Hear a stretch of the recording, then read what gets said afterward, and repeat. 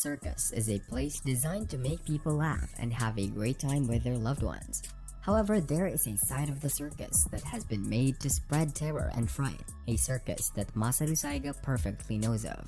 The death of Masaru's father leads to a huge fortune being bestowed upon him, but that also bestows greedy eyes that wish to acquire his wealth. Narumi Kato, a kung fu expert who suffers from Zonapha syndrome, an illness that stops his breathing unless he makes people laugh, saves Masaru from 4 strange men out to kidnap him. Narumi fights off the men, only to discover them to be puppets with superhuman strengths. Unable to fight all of them, Masaru screams for help, to which Shirogane comes to his aid, unleashing Harlequin, a puppet that skillfully destroys the other puppets. Shirogane explains her relationship with Narumi's family and how she has to protect him at all costs. The kidnapper who had formerly sent the puppets gets word of their defeat and so decides to use his trump card, Pulsanella. The curtain raises to a whole new life for the trio, with the colossal wheels of destiny slowly beginning to turn for them, changing their fate forever. Pulsanella, an enormous puppet with a wooden bat, charges towards Shirogane and Harlequin, with the intentions to wipe out their existence. However, the puppeteer miscalculated the true powers of Harlequin, which effortlessly speeds past all of its attacks and crushes its head in a blink of an eye. With her back turned away from Masaru, more men arrive to take away the boy, but fail when Narumi uses his outclassed martial arts techniques to send them flying out of the window, happy that Masaru is safe and unscratched. Shirogane and Narumi take him to get washed up and have his wounds treated. Narumi asks the reason why they were chasing him, to which he tells about his past, how after his mother's death 3 years ago, Masaru was taken in by his father into the Saiga family, but alas, after his father's death, now relatives are hungry for a vast fortune. Tears start welling up in his eyes. Narumi promises to teach him kung fu to get stronger and protect himself. The peace doesn't last long, with Masaru being kidnapped once again, at night by some more puppeteers who skillfully subdue Narumi and Shirogane before escaping. A distressed Narumi and Shirogane are met by Eiro Ashihana, the puppeteer who had used Pulsanella. He lays down the reasons for the kidnapping and how a new group this time has kidnapped the boy. He then takes them to the Karakuri mansion. Masaru wakes up in a lavishly made bed and sees a man with a menacing smile standing next to him. The man introduces himself as Zenji Saiga, his father's younger brother, and that he has been entrusted to keep Masaru safe and make him his son. On the other side, Shirogane and Narumi charge head-on like a raging bull into the Karakuri mansion, with Ashihana's men close behind. Hand-to-hand combat is Narumi's area of expertise. While he fights off the men protecting the mansion, Ashihana's men produce a variant of puppets to break open the door, only to have them destroyed by the girl wielding a puppet called Theo Gautier. However, it turns out to be a piece of cake for Shirogane, who slashes the door open with Harlequin. Moving into the mansion, the two fall prey to a trap, making them plunge into a deep hole, significantly injuring Narumi. Masaru makes a run from his cynical uncle who beats him with a stick, the smile never once leaving his face. Masaru jumps out the window into the forest, landing on one of the guards' heads and facing Ashihana. A determined look in his eyes, Masaru orders Ashihana to change sides and work for him. Ashihana, a man of loyalty, doesn't agree at once to join Masaru, but the moment Masaru tells him the money he will offer, he quickly changes sides. Shirogane and Narumi try to find a way out of the hole they were trapped in, but then faced a puppeteer who entwines their necks with sharp strings, close to slicing their heads off. Masaru with Ashihana breaks into the mansion, where Masaru begs Zenji to let go of his friends, to which he only agrees if Masaru becomes his son. Reluctantly, Masaru obliges to his demands, but that two-faced bastard doesn't stick to his word, and instead imprisons Shirogane and Narumi in a cage, sending them to the top of the pagoda and dropping them from there.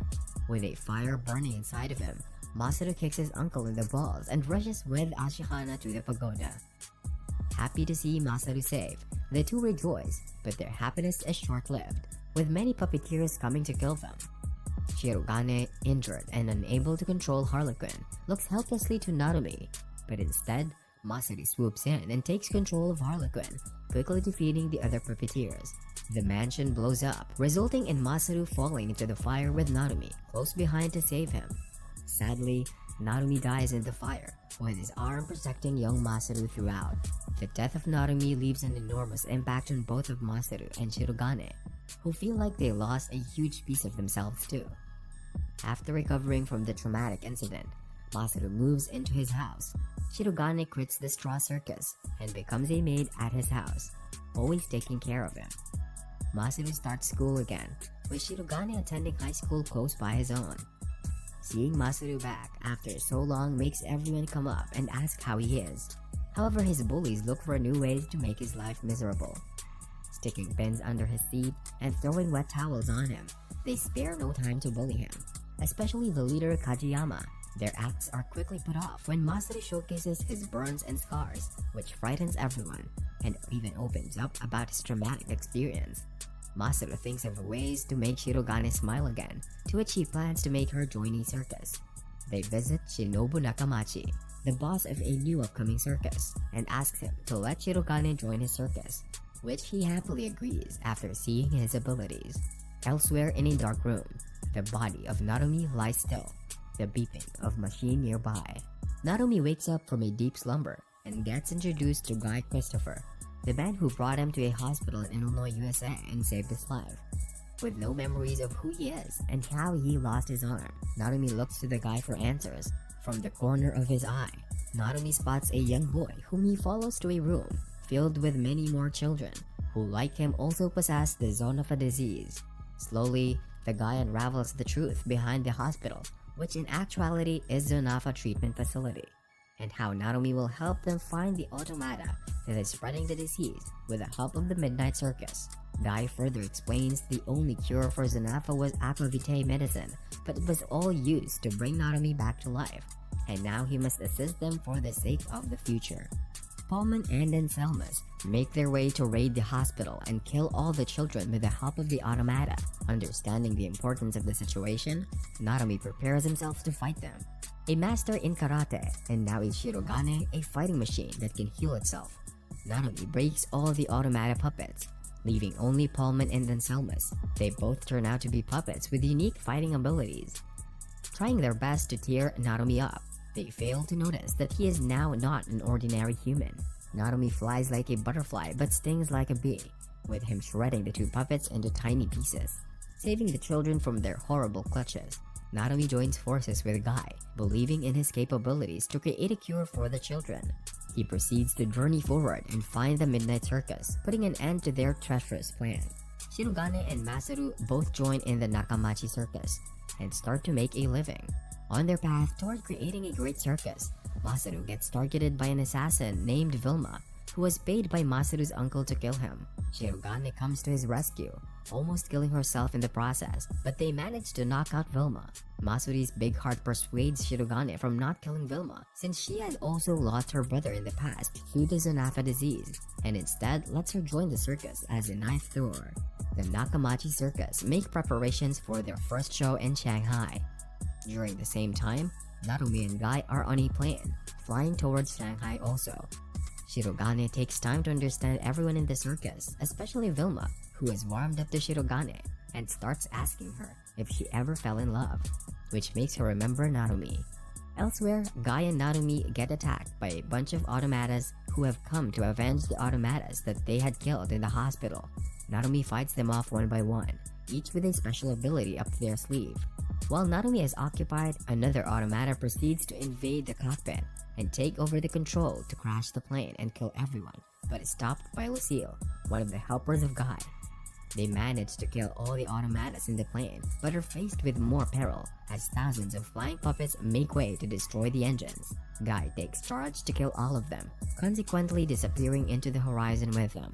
They manage to emergency land the plane, almost crashing into the circus. The passengers rush out in fright, and Shirogane with Masuri also help until they see the silhouette of the one man they both thought had left the world, the one and only Narumi. Shirogane and Masuri, with a shine on their face, believe that they saw Narumi, but sadly he disappeared without meeting them, making them imagine he is in actuality dead. The two rescue and help the victims of the plane crash, where Shirogane also luckily finds their childhood teacher, Guy.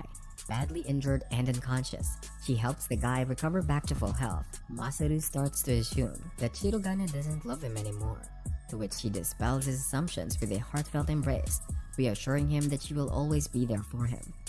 Naomi travels deep in the mountains of China with Mingxia, daughter of his master, who has also contracted the disease and is in search of the elixir of life. They find the master, who tells about where the disease had originated. 200 years in the past, two brothers, Yin and Jin, wanted to give life to puppets. They had traveled to the city of alchemy, praying to learn. There, during their research, both of the brothers fell in love with a young girl named Francine, whose sole purpose in life was to help the poor and old. Warmed by her acts of modesty for humanity, Yin professed his love and married her. The happy news was met with an ill heart by Jin, who began to contemplate the worst ending for his own brother. What was supposed to be the start of a happy marriage turned into the most horrible one instead. Jin kidnapped and eloped with Francine, leaving his heartbroken brother to look for his wife for 8 years. Yin finally tracked the whereabouts of his brother in Quiberon, where he had spent his time trying to find a cure that could cure Francine from a horrible disease. Yin found Francine locked away in a dungeon. Upon meeting her, his eyes fell up with tears, and they both held each other together. Yin proceeded to create a cure for Francine, which was a soft stone.